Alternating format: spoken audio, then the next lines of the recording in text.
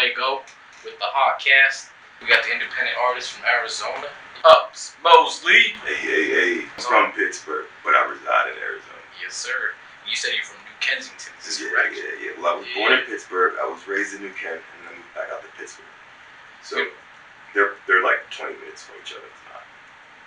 And is it like straight traffic, or do you have to do like, like out here in Arizona? It's a straight shot south. Okay. South. If you're in New Kent, then you go south on 28, and you get to Pittsburgh, and vice versa, 28 north. It's pretty easy. That's what's up. And so, what made you decide to transition from the Pennsylvania, basically the cold, fresh air, to out here to Arizona, the West Coast to drive? We're famous for cold mining and shit, man. So I don't know if it's fresh air. No. I don't know if it's fresh. But yeah, I just don't like the cold. I grew up in the cold my whole life. You know what I'm saying? Just living like that kind of, I don't know, northeast pocket. I don't really know what to call it. Northeast maybe. Yeah. So winters were always crazy. I remember we talked about it all the time. There's the blizzards with snow up to your head and stuff like that. Shit was real. So moving to Arizona was a lot of things that I don't want to get into, but to keep it short, I like the weather over here and the access to like everything that the South has to offer. The Southwest has to offer is like right here. You can hit Cali, you can hit Mexico, you can go north. So it's nice. What's been the worst weather conditions you had to perform in like comparing? Oh well, no, just stop. I already know. You gotta finish your question. The worst for sure in Pennsylvania, and this is the worst than anything in Arizona, was we were doing coffee shop like acoustic stuff, and people were coming in with poetry and people were doing covers and karaoke and stuff. And then I remember the heater broke one winter, like the most recent winter. It's like the coldest winter of all time too, and the heater broke. So we still had to perform in there and like try to get people to stay in there. You need to be warm for this sort of music. Yeah. You know what I'm saying? So like that way it was the worst. You know what I'm saying? It was the absolute worst. But nothing in Arizona has been bad. Typically, I haven't really done any shows in peak summer because we typically don't have shows in peak summer. Yeah. And when you do, it's like indoors or something. Outdoor shows don't really start until like the fall anyway. And, doing like First Fridays and like the little street fair. That's always been real comfortable. So. Yeah, it's pretty dope out here. I like how they do that First Friday outside. It's very festive. A lot of people, very diverse, different types of art. Yeah. Shout out to ID. ID is the guy who hooked me up with the show. Him and I think it's called Buzz Glass Joint. It's like a head shop or whatever. And he had set it up, and just a real cool cat. He makes music too. You should check him out. His name is ID. And yeah, I think that's pretty much it. Like he introduced me. I did a show there. It was nice.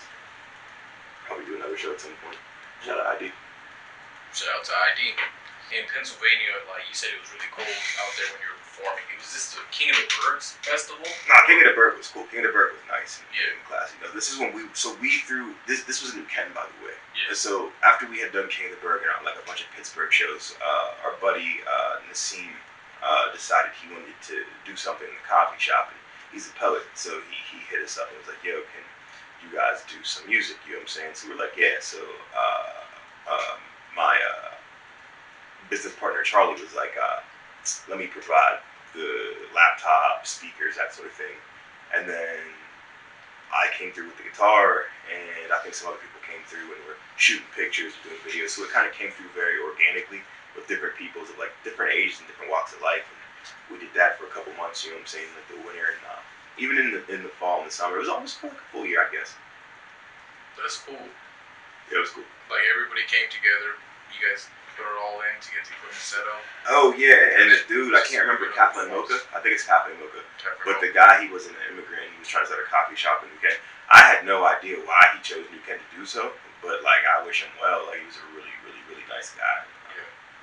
Shout out to Cafe Mocha. I hope it's Cafe Mocha. Shout out to Cafe Mocha. They better be open. You racist bastards. Corona's hit everyone hard. Nah, support the locals though. So when you were performing King of the Bird after that, what were your emotions? Like what were running through your head? Like actually, what was running through? Well, the interesting thing about King of the Berg is we found out that I guess people in King of the Berg were paying to like win, and we placed second that year. So after hearing that, it was like I felt like we won that. And I remember there was long deliberation after we had performed because the people who went first had gone before, so we were actually the very last performance of the night. Yeah. And so waiting for like 20 performances, you know what I'm saying? Like waiting for you to be called, like damn, everyone's performed, and then finally, because you don't know when you're going on, and then you finally like get on, and then we did the acoustic stuff, and then like we switched to Paul Pierce, which is like very like heavy with the 808 and like, you know what I'm saying, just traditional like heavy hip hop. So we switched into that like midway through the acoustic, just like through the guitar side and stuff, and like people loved it. You know what I'm saying? The lighting guy and the sound guy hooked it up. Like, you know what I'm saying? Always go talk to your lighting and your sound guys. If you're doing shows, always talk to those guys. You know what I'm saying? Like those guys are the people who make you sound good, make you sound better. And they really like nailed the transition. So I think we won that, and I think a lot of people thought we won that. So what happened was, and the guys who won, they did give cool performances, but I feel like they had more gimmicks, like glow sticks and stuff they were giving to the crowd and stuff like that. But they had done several King of the Bergs before as well. And recently we had found out, I guess people were paying the people who ran it to like win. Yeah. So this was our first time, and we played second out of like 20 or something like that. So do you think they were also a little more familiar on how to work the crowd? Like well, not at all, man. Not at all, man. Not at all. They just use the material. Yeah. Not to say that they didn't work the crowd well, but it's like we use music to work the crowd equally well, in my opinion. And the show's about music, not about glow sticks. You know what I'm saying? Once again, not to take anything away from it, it was a good strategy. You know what I'm saying? Yeah. What I thought won them the performance was their use of props. You know what I'm saying? Like the performance definitely was not better. We were doing too many things. I know there were some complaints about us not like rap, like they have to rap, but we rapped for half of it anyway. Yeah. And then I sang and rapped for the first half. So just because I was playing guitar, they made it seem like it wasn't rap. Yeah. So that was the politic, and I thought it was then. I mean, tell that to the Yin Yang twins though. They didn't give me a sound check or nothing. I thought it was odd, but looking back on it, I see why. They had paid. You know, someone had paid money, and it didn't matter who did the sound check. They already knew who won. You know what I'm saying? But we won that shit, so shout out King of the Berg. You guys came out here to Arizona, and you guys checked out First Friday. What were you expecting when you heard about it? Were you expecting it to be like, that's going to be like some farmer's market? I didn't know anything about it. I came out here, and ID was like, I'm going to show you around and show you what the cool stuff to do is. And I'm like, bet. And then First Friday was like one of the big things he showed me. Yeah. And yeah, I didn't have any expectations for it, but it was definitely cool. Any sort of street fair or like street carnival scenario is pretty dope. I was mad though because I asked him like, was this gonna be like acoustic, or like should I bring electric? How should I do this? You know what I'm saying? And he was like, no, just bring what you usually do the acoustic joint. And so I brought the acoustic, but like we're outside and everyone else had electric, and I'm not. I thought we were gonna be like inside the spot. You know what I'm saying? Not outside in the open air. Or else I would have brought the acoustic electric, you know what I'm saying, and plugged in. Electric amp. Yeah. But because I didn't know, like I had to like play and no one could hear me. So like singing was good, but couldn't hear me. It was frustrating. Yeah. Damn. But that's still dope though, you know what I mean? Yeah, people in front of you. A lot of people were out there performing.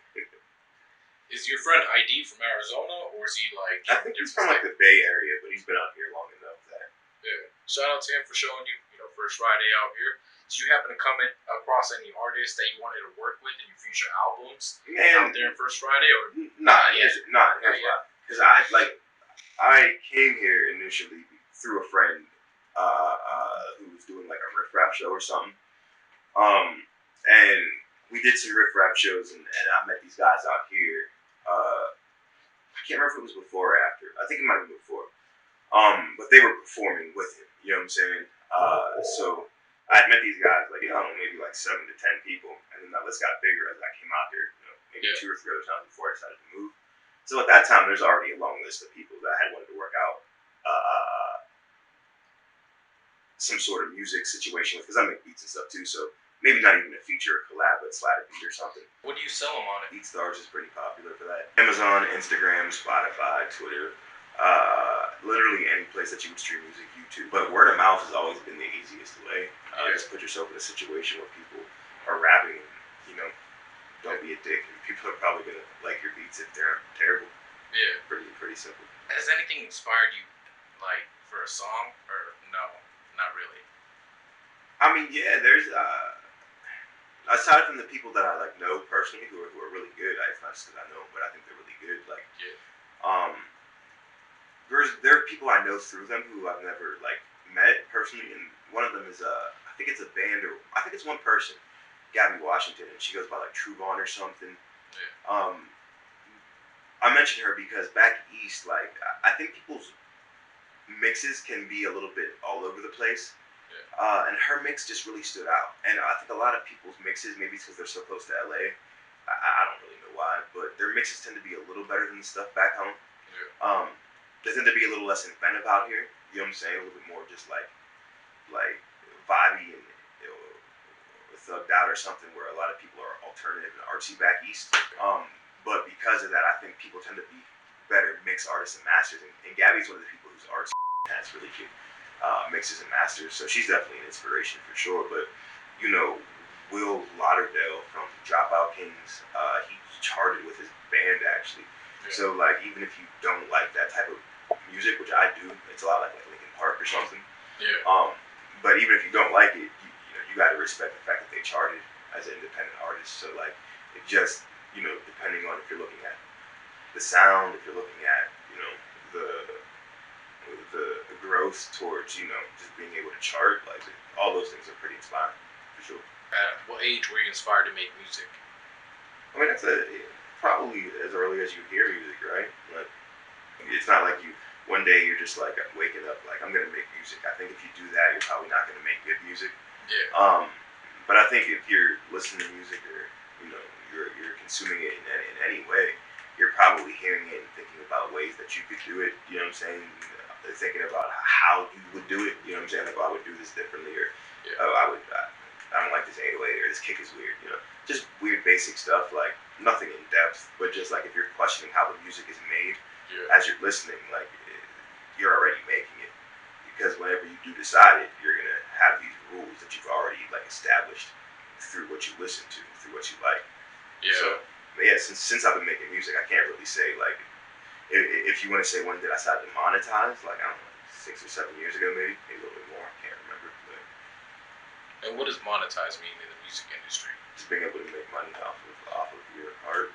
When you guys decided to monetize and put you guys' music, do you guys still currently have like some music that you haven't put on there that you guys are gonna release later? Like some back catalogs of like some songs that you're not gonna release yet? Or do you release everything you make as soon as you make it? Oh yeah, I'm definitely. I remember someone asked this question before. I think someone asked like Troy Ave this question. Yeah. I don't know why that came to mind. But no, I'm like the opposite of what he answered. I definitely have back catalogs and stuff that like won't see the light because, you know, I'm a perfectionist and a bit of an audiophile. So if it doesn't sound good, if it, you know, I'll push it to the side. I'm very conceptual, so I'll have concepts that like sound good in my head, and I'll lay it down, and it'll sound even better. And other times where I'll freestyle, it'll sound better than the concept. Yeah. So, you know. Are you doing that with War Dance? Am I doing what with War Dance? Are you doing that with War Dance? You're putting it, you know, in the Disney vault? No, War Dance is gonna be on the album, man. Oh, and which album is this? That's gonna be coming out pretty soon? Memento Mori. Memento Mori? Yeah. And is it just you, or do you have any features with any artists? It's me, the homie Charlie, Jen, my girl, who also is like a really good artist. Just people who are like in my inner circle, really. I think so many times we make friends when we're young because like we just do similar things. You know what I'm saying? Like we both go to the same place, we both run in the same circles. But when you're older, you have a chance to make friends because you guys have common goals. So I've been trying to kind of do that. So like anyone I hang out with, I kind of want them to be working towards like creating separate revenue streams, or, you know, contributing to the art, or, you know, being entrepreneurial in any way. not to knock people who do the 9 to 5. That's literally what I do. You know what I'm saying? Yeah. But you know, economic freedom is so crucial to securing any sort of future for ourselves as brown people. Um, any sort of security, and just for our seeds. You know what I mean? Yeah, so, that's very commendable. Like, I don't think it is, man. I think that's basic. I think everyone needs to know that. I think that the fact that people think that's commendable is what's wrong with the world. Not to say, because I think you're like that too, Sway. Yeah. But I don't think that's. I think that's like what we should be doing. You know what I'm saying? Yeah. Like at the bare minimum. You get what I'm saying? Like, yeah, we should be helping each other. Like, investing in our potential and our, if you're gonna work 40 hours, 50 hours, 60 hours for Amazon a week. You know what I'm saying? Like, why would you not put that time into yourself for something you want to do? Like, you're filling Jeff Bezos' pockets. Like, why not fill your own? Right? Working on these albums, which one is the one that you had? Like, as soon as you made it, you were like, I don't need to mess with this one. This is only my second album. You know what I'm saying? Like, I've only made 2 albums, and I have a bunch of tracks before that are on like a compilation called Murderer's Row, but it's only on like SoundCloud or something. You know what I'm saying? On the Wright Brothers mixtape. No, that's way before Wright Brothers. That was back when it was just me. You know that's cool. And so a lot of people like that shit a lot because it was more just like my first foray into it, and I was just doing different styles. And it was primarily like rapping, so I wasn't confident singing yet. And so a lot of people really like it because it's just traditional rap, you know what I'm saying? Always a place for that. However, I do think as I've grown, I've kind of veered away from that, and I'll still keep elements of it. But like I used to be like a very backpackery sort of like rapper and lyricist, and now it's really just how the music tends to move me, and so how I create it has kind of changed. When you were making 50 Things, were you? Does that take you back to that beginning type of style that you were doing, or that's 50 Things is like the exact opposite of what I was doing. You know what I'm saying? Like 50 Things is like an R&B ballad. You know what I'm saying? Like there's rap on the bridge, or the final, or whatever you want to call it, in between the second verse and the last chorus. But that it's mostly singing. I have some rap stuff on this album though, but once again, it's written in a style that's a little different. I think it makes it a little bit more rideable as opposed to like a lupe where the verse is like a puzzle, which I love. That's what I grew up on. You know what I'm saying? That whole like super lyricist type stuff. But I think everyone as musicians, whenever they start to monetize, they realize that people aren't going to buy that. You know what I mean? Like if you're established like a lupe, as I said, then people will buy it because they know who you are. But it's hard to get into a game that's already closed. You know what I mean? Yeah. So you got to look at the current genres that are out, the subgenres that are out, and figure out how to take your style and work it into the current subgenres without compromising what you like about the music. Have you noticed any artists that have compromised their music in order to try to get to their style that they're trying to get? I mean, yeah, but it's hard to say because you don't know what they were going for initially. You can only guess. Yeah. I wouldn't feel comfortable naming anybody because I might be wrong. Maybe they were going for their second style that's, in my opinion, worse the whole time. And that first style was just their way of getting to it. But, I don't know their intent. Yeah. So it's hard to say. Do you think a lot of older artists are upset with the newer artists, how they try to be like, oh, you weren't as popular as us back in the day? Well, no, I mean, I don't know who you're referencing because I don't know if people are mad, but just the actual argument of it was harder to sell records back then. I understand that for sure, in one hand, because they were physical copies. People had to go out and physically purchase your album, which is a lot more work than just streaming it out or auto playing or whatever people are doing to get views and downloads these days. Yeah. But at the same time, even though platinum has changed and gotten a little bit easier with their restrictions into the platinum status, whenever you sell like singles, albums, little book, I do think that there's something to be said for it. It's more difficult now because there's so much more competition. It's oversaturated. Yeah, and everyone's good. Like everyone has a boy who's a really good engineer. Or, you hear about Logic, who's beat maker engineer. I can't remember what he was, but he was going to be like a doctor, and Logic was like, hey, just do this, and then he just did. So like people are just hopping in and just what I'm saying, like being really good, and that's definitely gonna make it harder for everybody because everyone now has to be that much better to even be taken serious. People should be their own engineers, or should they find an engineer? Man, it's whatever you enjoy. It's whatever you enjoy. enjoy. Like if you get into it because you have a thing for engineering, being like, ooh, I want that hat to be tighter, or I want that snare to be crispy. If you get into the music game because of that, then you should do your engineering because you have a feeling for what it should sound like. That's how I am. Especially with the beats and the mixing. I like that. I like being like, all right, I hear my voice at this level because I've known my voice. I've been with my voice the longest. I think I should know how it sounds best, right? So I think mixing yourself comes down to that when you feel like you can do it better than anyone else can. But if you feel like you can't or you have no interest in doing that, then there's no point in doing it yourself. Alright, Ed, man. I see you running low on time. I'm running low on time as well. I'm actually not running low on time. Don't make it about me. You're running low. Alright, Ed, man. I see you're running low on time. I'm running low on time. My battery's about to die. Signing off. Thank you for watching the Hotcast. This is Wago. Episode 1. Yes, sir. Special guest up, Mosley. What? Independent artist. Go check him out. He's everywhere. He's got tracks out everywhere. He's got tracks out for 99 cents. He's got albums out. 99 cents. 99 cents. 99 cents. It's $1. A water bottle. Come on, man. Come on, man. Check it out. Support the cause. The song check it out right now is 50 Things. It's the single off my new album, Mental More. Mental More. Go pick it up soon. Coming soon. Do you have a release date or not yet? Nah, it's all magical and mystical, man. Magical and mystical. Mysterious. Yes, sir. Just make sure you hit that refresh button. Keep checking that out. Check out Swago's advertising as well. These drugs are play, they're about to keep me right down. Oh damn, oh damn, can't help myself. 50 things over my head, everything's over my head. Way, oh, I swear every day grows old. You swear you would stay, you won't. Down, down, all the way down.